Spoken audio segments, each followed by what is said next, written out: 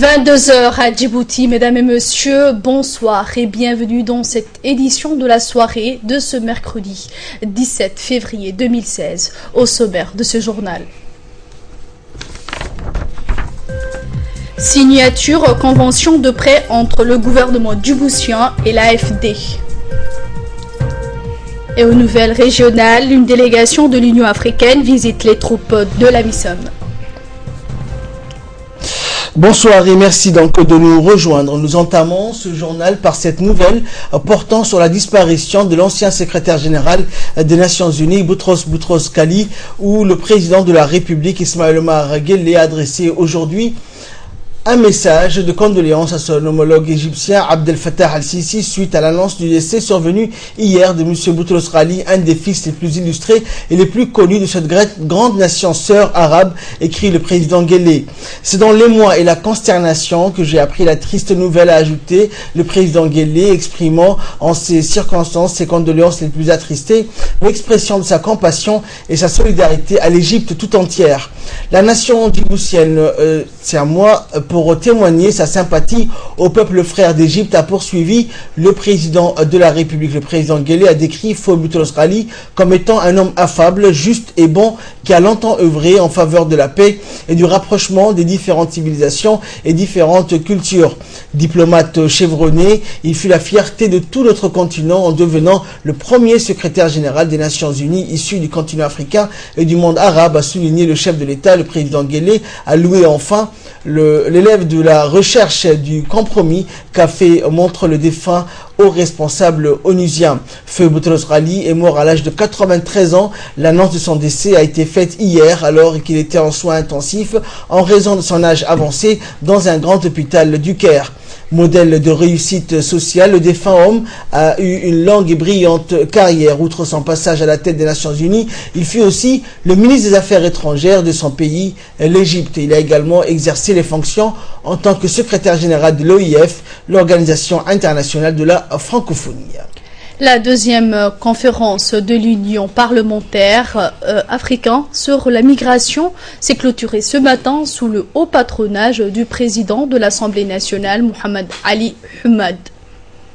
Il y a eu une séance de débat entre les parlementaires dans l'enceinte de l'Assemblée nationale. Le thème consacré était la contribution des migrants africains au développement des pays d'origine et de destination.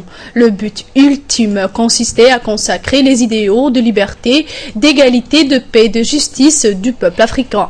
La promotion des droits de l'homme, l'approfondissement du concept de la démocratie pour l'établissement d'une paix durable par le dialogue dans le cadre d'une coopération interafricaine et d'une politique de bon voisinage, de coexistence pacifique et de regroupement africain. Cette conférence s'est étalée sur 2 jours. À l'issue de cette séance, un communiqué final a été proposé pour l'adoption par le secrétaire général de l'UPA, Nzi Kofi, où il a répondu à plusieurs questions liées à ce phénomène de la migration qui renvoie entre autres à la question liée au chômage des jeunes et à la pauvreté. L'importance du respect des droits de l'homme, des migrants, afin qu'ils puissent contribuer réellement à l'amélioration de leurs conditions socio-économiques et être considérés comme des acteurs potentiels de la croissance économique et du développement.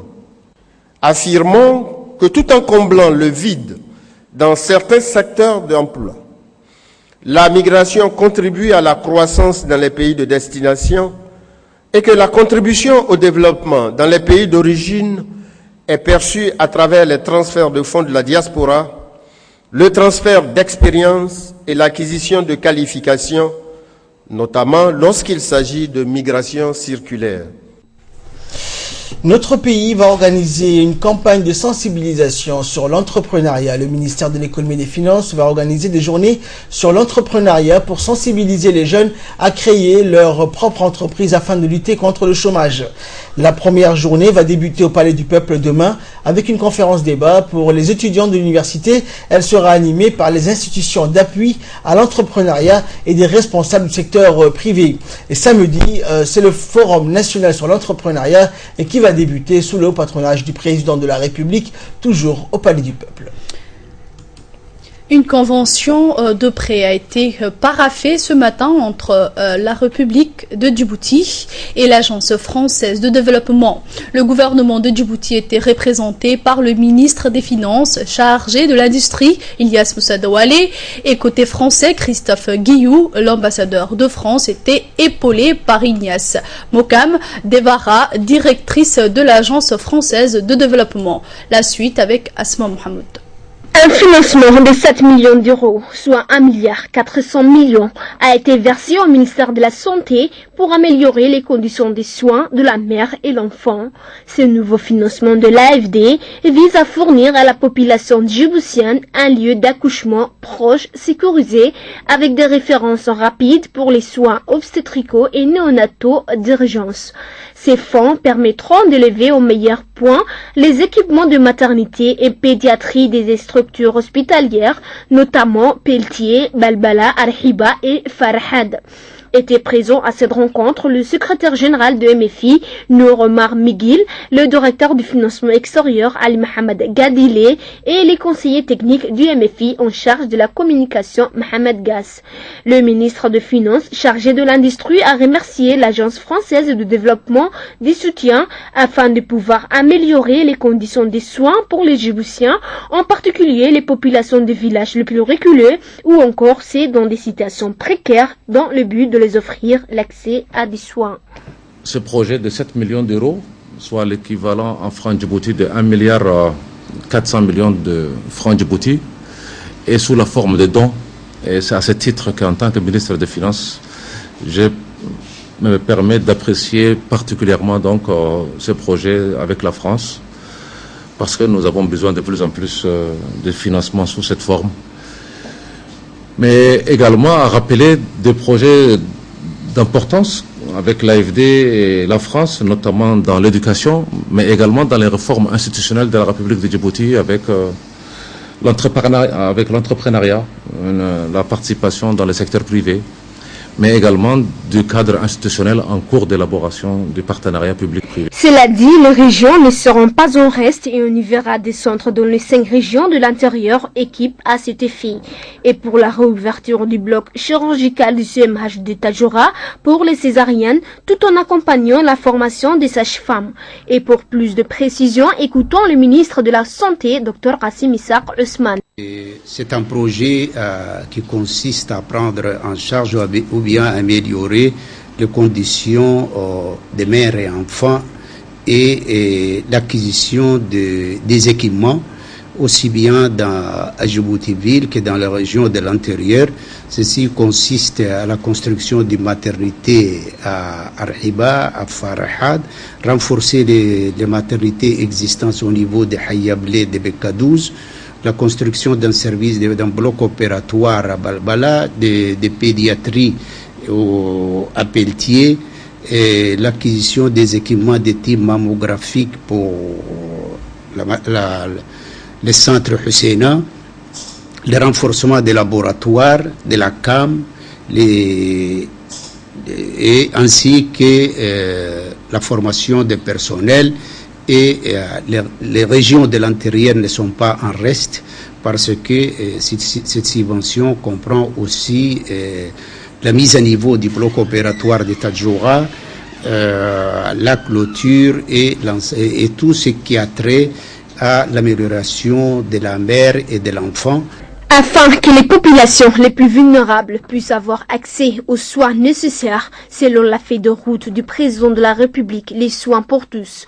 Cette convention illustre les soutiens de l'AFD à la République de Djibouti pour atteindre les objectifs fixés en matière d'amélioration de la santé maternelle et de réduction de la mortalité infantile d'ici 2020. Et cet engagement marque la responsabilité de la France en faveur du renforcement de la santé publique à Djibouti.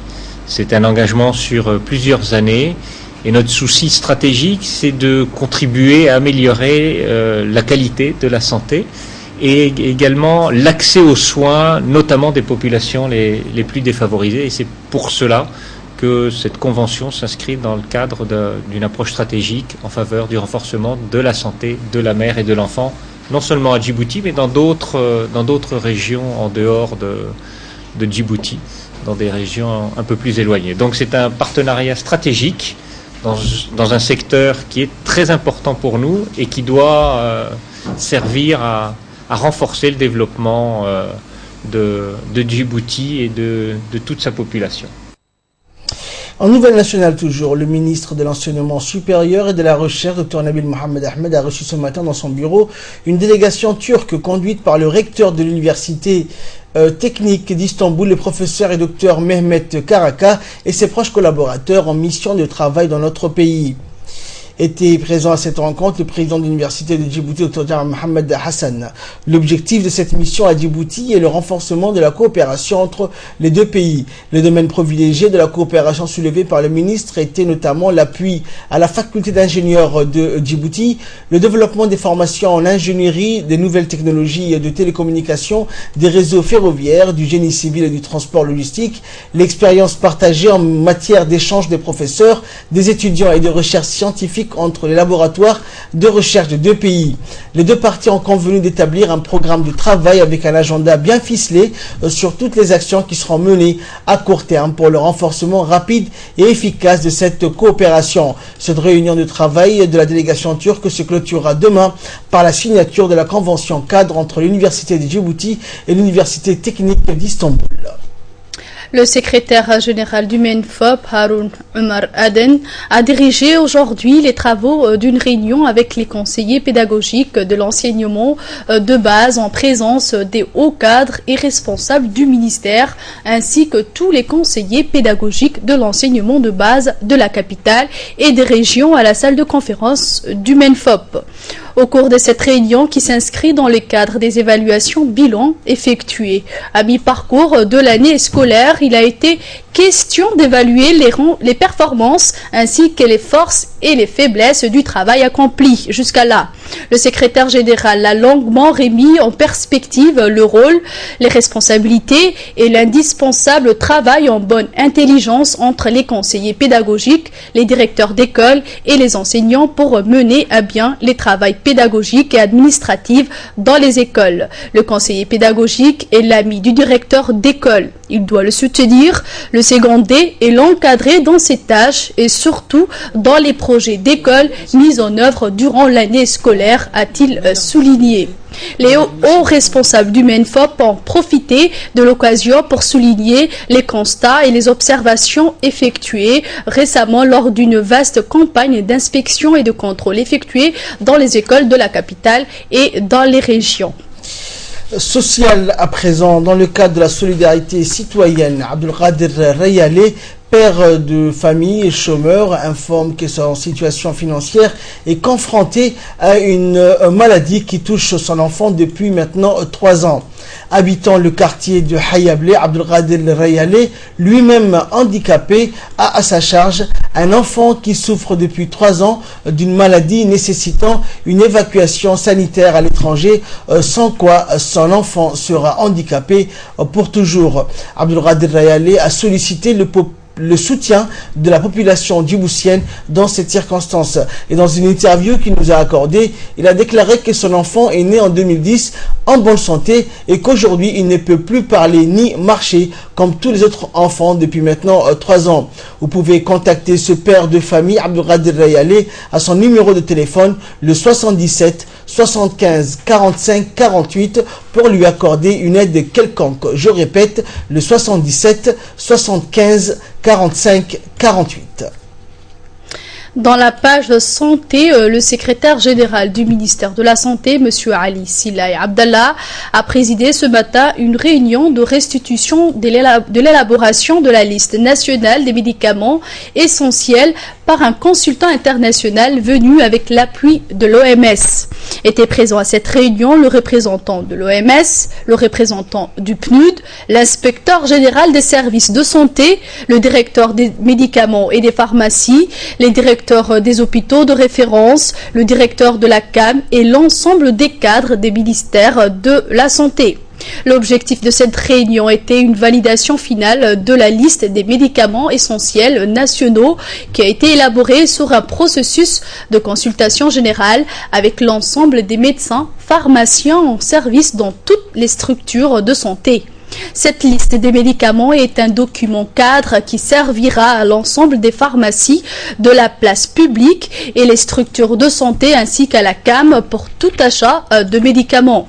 Ce travail découle d'une forte volonté politique qui a exprimé la nécessité d'actualiser pour l'année 2016 l'ancienne liste des médicaments essentiels qui existait. La direction des médicaments et des pharmacies a informé que les prochaines étapes seront la mise en place d'une commission nationale des médicaments.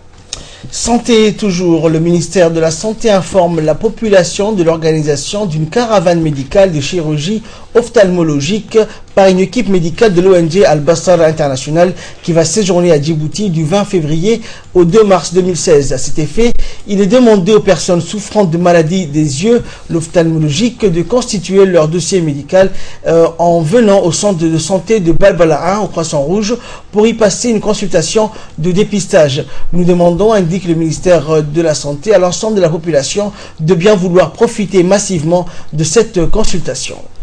La Fédération des sports sous-marines va aider les jeunes djiboutiens à s'intéresser au métier de la mer et à servir de moniteurs des sports subaquatiques. Un accord de partenariat a été signé en ce sens entre les deux fédérations de sport sous-marins, à savoir la Fédération djiboutienne et la Fédération française. Cet accord a été facilité par l'Office national du tourisme. Commentaire d'Idrissa Deta. Sous un soleil des plans, nous nous approchons lentement à bord d'un Zodiac. Au loin là-bas, celui-ci, un bateau des croisières où nous sommes attendus. Ce matin, c'est un événement marquant et un pas de plus dans la relation franco-djiboutienne. Une signature d'une convention entre la Fédération française d'études et sports sous-marins et l'Office national du tourisme djiboutien, en partenariat avec la Fédération djiboutienne subaquatique et des sports sous-marins, était à l'ordre du jour à bord d'un paisible issue. Ont été présents à cet événement les présidents de la Fédération française d'études et sports sous-marins, M. Jean-Louis Blanchard, et les directeurs de l'ONTD, M. Mohamed Abdoulaye Ouahes, les présidents de la Fédération djiboutienne des sports subaquatiques, M. Ibrahim Mohamed Abdo, ainsi que les membres de l'Office national du tourisme. L'objectif premier de cet accord est de développer le secteur, de former les jeunes djiboutiens dans les métiers de la mer, leur procurer un avenir bien meilleur et lutter contre le chômage. Le président Jean-Louis Blanchard se montre très optimiste et montre déjà des couleurs. Nous profitons d'une amitié ancienne entre l'Office national du tourisme et notre fédération pour mettre en place des formations, de l'accompagnement pour les métiers de la mer visant les jeunes moniteurs, les jeunes djiboutiens en général. Donc d'abord dans la plongée sportive, donc moniteur de plongée, mais aussi dans d'autres activités qui sont en prise avec les métiers de la mer. Par exemple, la gestion des espaces marins, par exemple, le travail chez les gardes-côtes, par exemple, plus tard, les sports de compétition qui se passent dans l'eau. La nage à palmes, l'apnée, pour vous donner deux exemples. Alors l'appréciation, c'est que je trouve les eaux de Djibouti absolument merveilleuses, porteuses d'avenir et qui peuvent attirer un marché nouveau. Rappelons que le tourisme national est en plein essor. La plongée sous-marine est l'un de ses atouts. C'est en présence du président de la commission technique de la Fédération française d'études et des sports sous-marins, M. Jean-Louis Blanchard, qu'une première promotion des moniteurs a reçu début mai des mains du ministre du Commerce et de l'Industrie, des diplômes reconnus par l'État djiboutien. Le directeur de l'ONTD se réjouit de ces partenariats qui, selon lui, va créer des emplois pour les jeunes et boostera l'économie du pays à travers le tourisme plus développé. Les missions de l'Office du tourisme sont très larges et très variées. Celle qui précisément nous réunit aujourd'hui ici avec notre ami Jean-Louis Blanchard, président de la Fédération française d'études et des sports sous-marines, est avant tout un programme qui a été initié depuis très longtemps. Jean-Louis et la Fédération française ont été à nos côtés pour la formation des premiers moniteurs de plongée sous-marine à Djibouti. Les résultats ont été plus que positifs. Les jeunes qui ont été formés sont aujourd'hui sur le marché du travail, vont créer très prochainement leur propre structure. nous allons, à travers la convention qui a été signée aujourd'hui, collaborer très étroitement.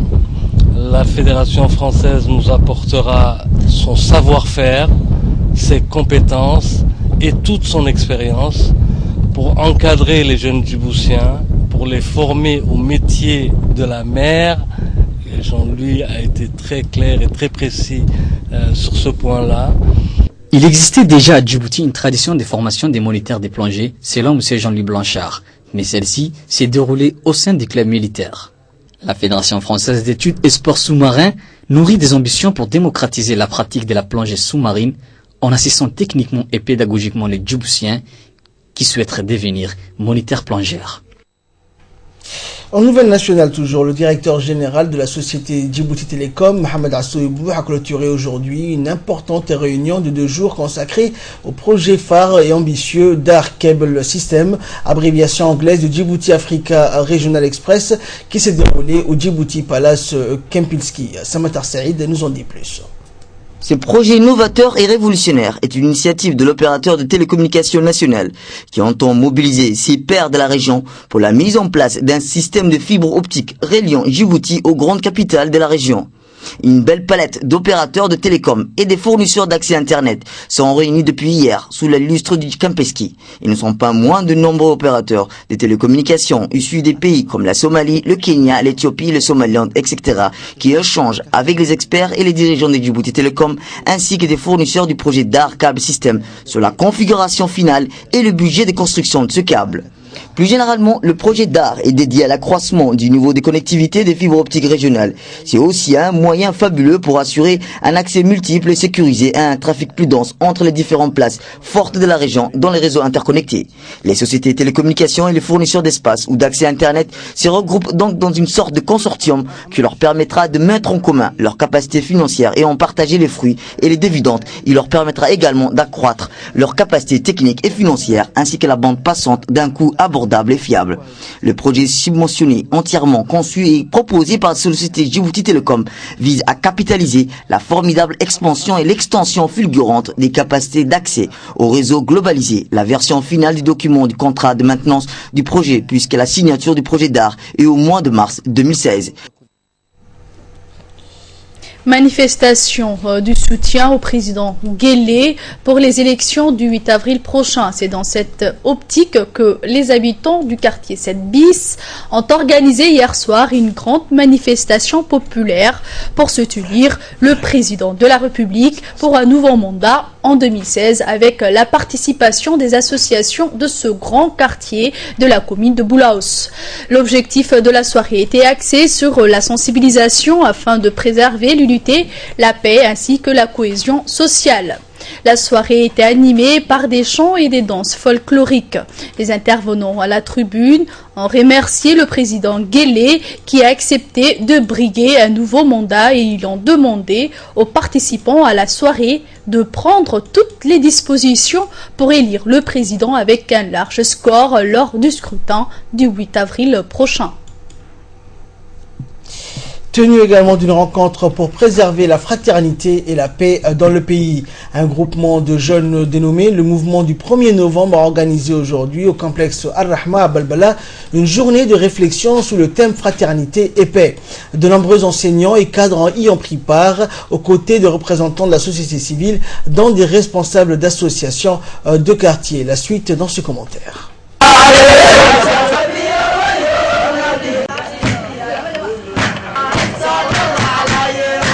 De nombreux enseignants et cadres ont pris part à cette rencontre, aux côtés de représentants de la société civile, dont des responsables d'associations de quartier. Le président de la commune de Belbela, Youssouf Nouha, a également honoré de sa présence.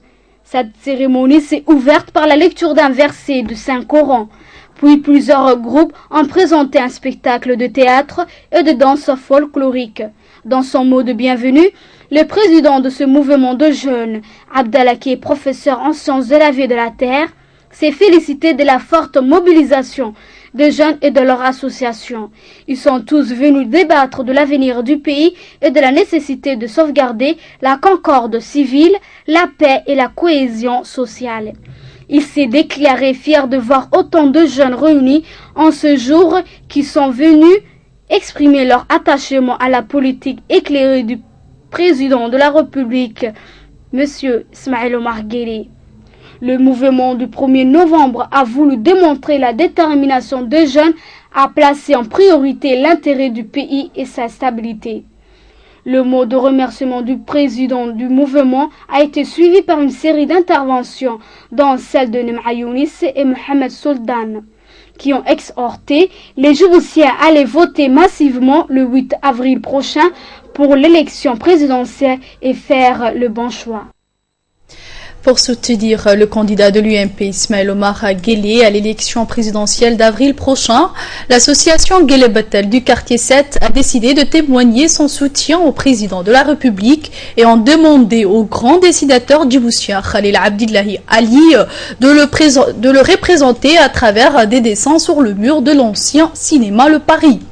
Khalil Abdillahi Ali nous a expliqué qu'il lui a fallu 2 jours de travail pour arriver à ce chef-d'œuvre, et c'est à la demande du président de l'association Guelleh Batel du quartier 7. Il n'a pas manqué d'ajouter que ces dessins témoignent de l'adhésion de la population de ce quartier au projet d'Ismaël Omar Guelleh pour le pays. Et à l'instar des autres régions de l'intérieur et de la capitale, les opérations de distribution des cartes d'électeurs ont débuté dans la région de l'Unité. C'est dans cette optique que le préfet de la région de Dikil, Mohamed Cheikh Hassan, s'est rendu dans les différents guichets de distribution des cartes d'électeurs mardi pour inspecter et observer l'état d'avancement des opérations de distribution des cartes d'électeurs. Ces opérations de distribution se déroulent également dans les 3 sous-préfectures de la région, à savoir As'ela, Yoboki et Mouloud. La préfecture de Dikil a également mis sur pied une équipe mobile pour la distribution de ces cartes électorales dans les zones reculées de la région. Le préfet de la région de Dikil, Mohamed Cheikh Hassan, saisit pour cette occasion le public à venir récupérer leurs cartes électorales et accomplir leur devoir de citoyen. Et en sport, pour clore l'actualité nationale, les Jeux nationaux de la jeunesse se poursuivent aujourd'hui. C'est le 5e jour de cette compétition juvénile. En effet, hormis le tennis de table qui a déjà donné son verdict dans la par équipe finale filles et garçons qui s'est jouée il y a 2 jours, les choses sérieuses ont commencé aujourd'hui avec les demi-finales dans toutes les disciplines. Dans le programme d'aujourd'hui, les résultats qui nous ont été parvenus étaient comme suite. Dans le football masculin, le match entre l'équipe de Boulaos et celle d'Arta s'est conclu sur le score de 2-1 en faveur d'Arta. Dans la discipline du basketball masculin, l'équipe de Balbala s'est imposée contre celle d'Arta par le score de 38 points à 14. Et en sport toujours, la demi-finale de tennis de table individuelle s'est déroulée aujourd'hui au stade de Gouled. Dans la catégorie féminine, la première demi-finale a opposé la commune de Balbala, représentée par Nassima Mahamoud, à la commune de Boulaos, représentée par Dayibo, sur un score de 3-0 en faveur de la commune de Balbala. La seconde demi-finale a opposé la région de Tadjoura, représentée par Jumaa, à la commune de Boulaos, représentée par Salma, sur un score de 3-7-1 en faveur de Tadjoura. Et dans la catégorie masculine, la première demi-finale a opposé la commune de Boulaos, représentée par Waberi, à la commune de Dikil, représentée par Abdul Qader, sur un score de 3-7-1 en faveur de Boulaos. La demi-finale a opposé la commune de Boulaos, représentée par Ramadan, à la région de Dikil, représentée par Habib, sur un score de 3-7-0 en faveur de Boulaos. Et de là, nous passons à l'actualité internationale. Une délégation de la Commission de l'Union africaine a procédé à une évaluation de l'état de la mission de maintien de la paix basée en Somalie pour identifier les zones qui ont besoin d'une aide d'urgence à partir du siège de l'Union africaine en Éthiopie. La délégation de la division des opérations de soutien de la paix de la commission de l'UA a également voulu savoir comment la MISOM prévoit de mettre en œuvre le concept d'opération révisé qui a été approuvé par le Conseil de paix et de sécurité de l'Union africaine lors de sa 54e réunion en septembre de l'année dernière. Le CONOPS révisé par la MISOM vise à créer et à préserver un environnement favorable au processus politique de paix et de réconciliation qui se déroule en Somalie. La délégation a également examiné les moyens d'aider les institutions de sécurité en Somalie aux côtés des troupes de la MISON. Fin de cette édition. Merci à vous de nous avoir suivis.